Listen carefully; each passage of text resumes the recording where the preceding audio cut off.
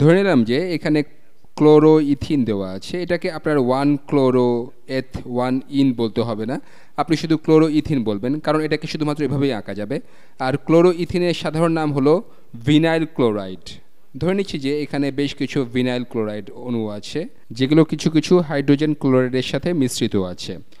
আমি এখানে ক্লোরিন পরমাণুর যোজ্যতা ইলেকট্রনগুলো এঁকেছি, আর আমি এই ম্যাজেন্টা রং দিয়ে হাইড্রোজেনের একমাত্র যোজ্যতা ইলেকট্রনটা এঁকেছি। আমরা এরকম বিষয় আগেও দেখেছি। এখানে কি ঘটতে পারে, হয়তো এখানকার একটা কার্বন একটা ইলেকট্রন ছেড়ে দেবে, সেই ইলেকট্রনটা হাইড্রোজেনের কাছে যাবে, কারণ এই ইলেকট্রনটাকে ইতিমধ্যেই ক্লোরিন নিজের দিকে টানছে। তাই এই হাইড্রোজেনের আংশিক পজিটিভ চার্জ আছে আর ক্লোরিনের আংশিক নেগেটিভ চার্জ আছে। তাহলে এই ইলেকট্রনটা হাইড্রোজেনের দিকে আকর্ষিত হবে আর এই ইলেকট্রনটাকে সম্পূর্ণভাবে ক্লোরিন নিয়ে নেবে। এখন কোন কার্বনটার একটা ইলেকট্রন ছেড়ে দেওয়ার সম্ভাবনা বেশি, সেটার জন্য আপনাকে শুধুমাত্র বলতে হবে যে কার্বনটার সাথে অন্য জিনিস যুক্ত আছে সেটা কিছুটা ইলেকট্রনের শেয়ার পেতে পারে। এই কার্বনটা শুধুমাত্র হাইড্রোজেনের সাথে যুক্ত, এদের প্রতিটার ইলেকট্রনই এর মধ্যে কেড়ে নেওয়া হয়েছে, তাই এদের আর কোনো ইলেকট্রন এর সাথে শেয়ার করার মতো নেই। এই কার্বনটা ক্লোরিনের সাথে যুক্ত, ক্লোরিনের বেশ কিছু যোজ্যতা ইলেকট্রন আছে, সেগুলোর কিছুটা সে এই কার্বনের সাথে শেয়ার করতে পারে যদি এই কার্বনটা একটা কার্বোক্যাটায়ন হয়ে যায়। এই কার্বনটা একটা ইলেকট্রন হারালে এই কার্বনটা এই হাইড্রোজেনের সাথে একটা বন্ধন গঠন করবে, সেটা একে ফেলা যাক। ধরে নিচ্ছি যে এই কার্বনের ইলেকট্রন হলো এখানকার এই নীল জিনিসটা, ব্যাপারটা এভাবে দেখাই। এটা এই হাইড্রোজেনের কাছে যাবে আর হাইড্রোজেনের এই ম্যাজেন্টা ইলেকট্রনটা ক্লোরিনের কাছে যাবে। এটা একটা সম্ভাব্য বিক্রিয়া কৌশল। এখন এসব ঘটার পর এগুলো দেখতে কেমন লাগবে? এবার যা থাকবে তা হলো এখানে কার্বনটা থাকবে যার সাথে দুইটা হাইড্রোজেন বন্ধনে আবদ্ধ। এই কার্বনের সাথে অন্য কার্বনটার যেটা এইমাত্র একটা ইলেকট্রন হারিয়েছে তার একক বন্ধন থাকবে। এই কার্বনটার সাথে একটা হাইড্রোজেন আর একটা ক্লোরিন বন্ধনে যুক্ত। আর এখন এই বাম দিকের কার্বনটা হাইড্রোজেনের সাথে বন্ধনে যুক্ত হবে।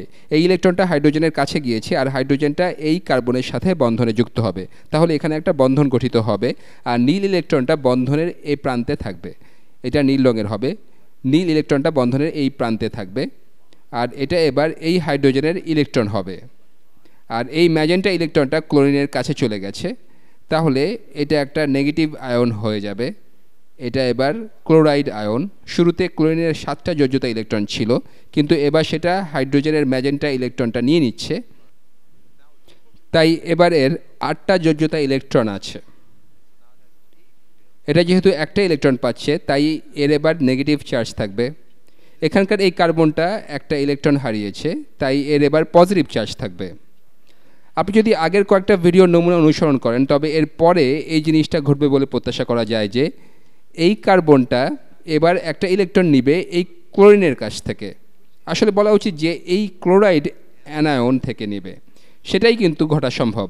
কিন্তু এখানে বেশ কিছু ক্লোরোইথেন আছে, এটাই কিন্তু একমাত্র ক্লোরোইথেনের অণু নয়, এর চারপাশে আরও ক্লোরোইথেন অণু আছে।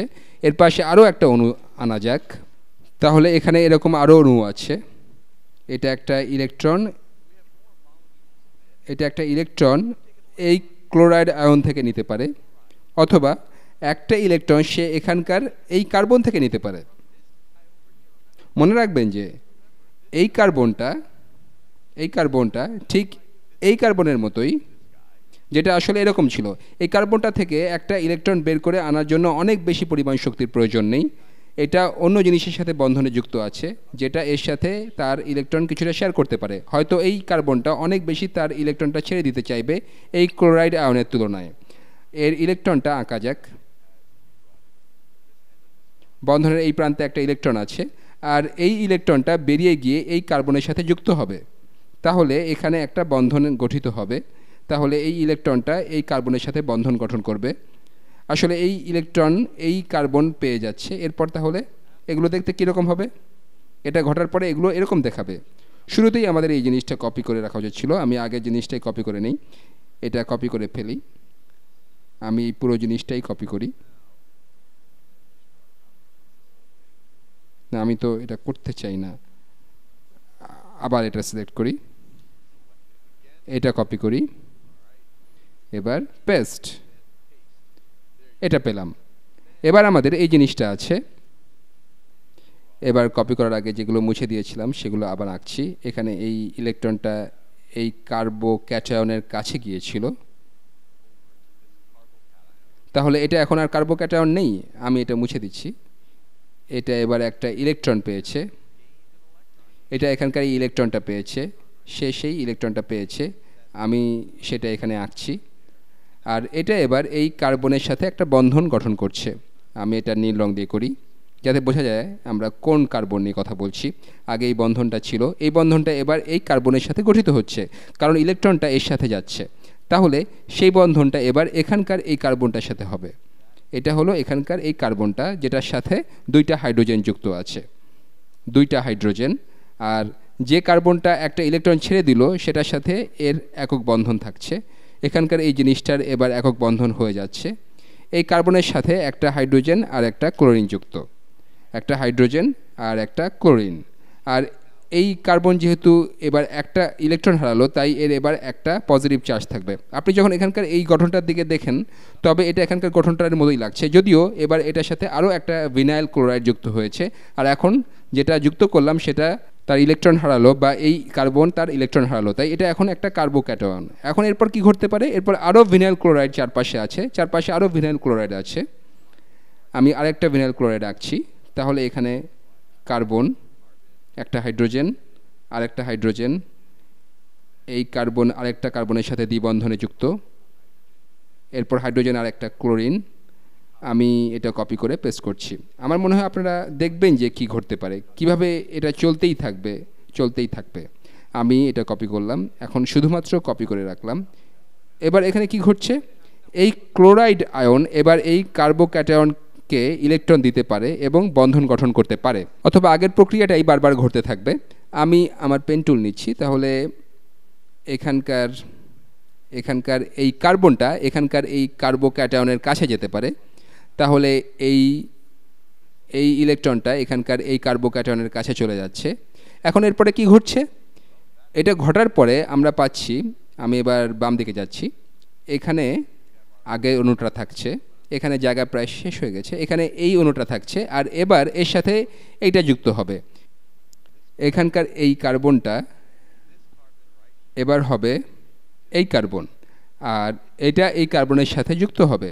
এই কমলা ইলেকট্রনটা এটার কাছে যাচ্ছে, যেটা পজিটিভ ছিল। তাহলে এটা এবার আমি আরেকটু পরিচ্ছন্নভাবে আঁকি, এর চেয়েও ভালোভাবে এটা আঁকা যায়। তাহলে কার্বনটা এখানে আছে, আর এর বন্ধনটা হচ্ছে এই কার্বনের সাথে।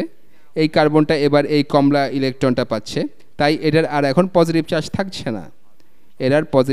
থাকছে না, এই সবগুলো যোজ্যতা ইলেকট্রনই এখন আছে।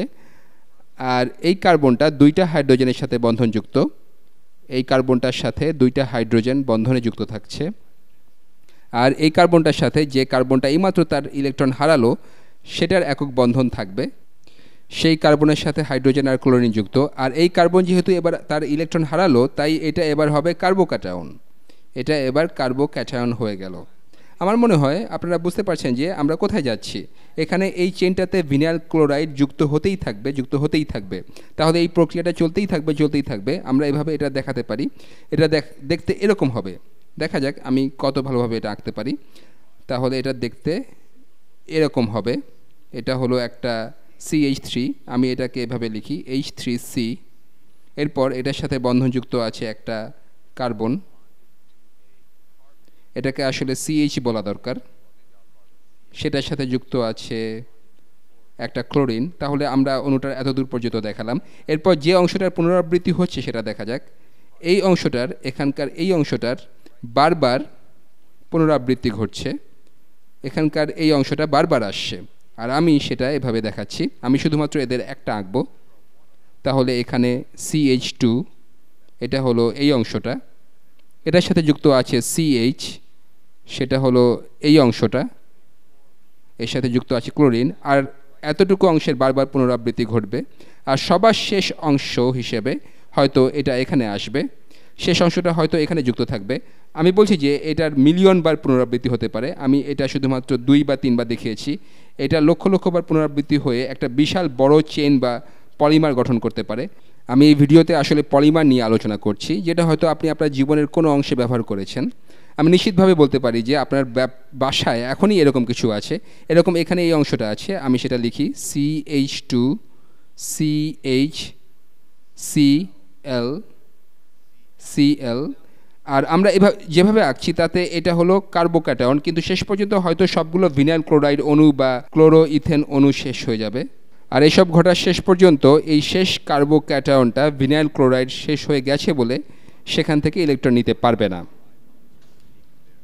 শেষে এটা এই ক্লোরাইড আয়নের কাছ থেকে ইলেকট্রনটা নিবে।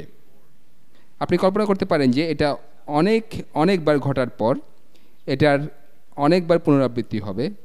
এটার অনেকবার পুনরাবৃত্তি ঘটার পর সবশেষে এই ক্লোরাইড আয়ন থেকে একটা ইলেকট্রন শেষ কার্বোক্যাটায়নটার কাছে যাবে, কারণ এর চারপাশে আর কোনো ভিনাইল ক্লোরাইড অণু নেই, আর সেটা এখানে এসে যুক্ত হবে, এখানে ক্লোরিন যুক্ত হবে।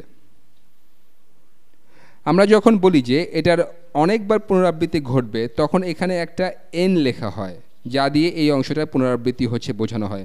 আপনি যদি জানেন যে কয়বার এটার পুনরাবৃত্তি হবে, আপনি যদি জানেন যে এখানে 1000টা অণু আছে, তাহলে এখানে 1000 বার পুনরাবৃত্তি হবে। আর এই যৌগটাকে বলা হয় পলিমার। আর এখানকার এই অণুটার নাম হবে, এখানকার প্রতিটা ইউনিট হলো ভিনাইল ক্লোরাইড, তাই না? Vinyl chloride. আমার মনে হয় এটার অফিশিয়াল নাম হলো ক্লোরো ইথেন, কিন্তু মানুষ প্রকৃতপক্ষে যে নামটা ব্যবহার করে সেটা হলো ভিনাইল ক্লোরাইড। এটা হলো এখানকার প্রতিটা ইউনিটের নাম। পলিমারে এরকম অনেক ইউনিট থাকে, তাই এটার সামনে একটা পলি বসানো হয়। এটার সামনে একটা পলি বসাবো, তাহলে এখানকার ইউনিটের নাম হলো পলিভিনাইল ক্লোরাইড, অথবা আমার মনে হয় এবার আপনারা চিনতে পারবেন এটাকে সংক্ষেপে PVC বলা হয়। আপনারা হয়তো PVC পাইপের নাম শুনেছেন। বেশিরভাগ মানুষ পাইপ লাইনে যে প্লাস্টিক পাইপ ব্যবহার করে, এটাই হলো সেই প্লাস্টিক, সেটা হলো পলিভিনাইল ক্লোরাইড।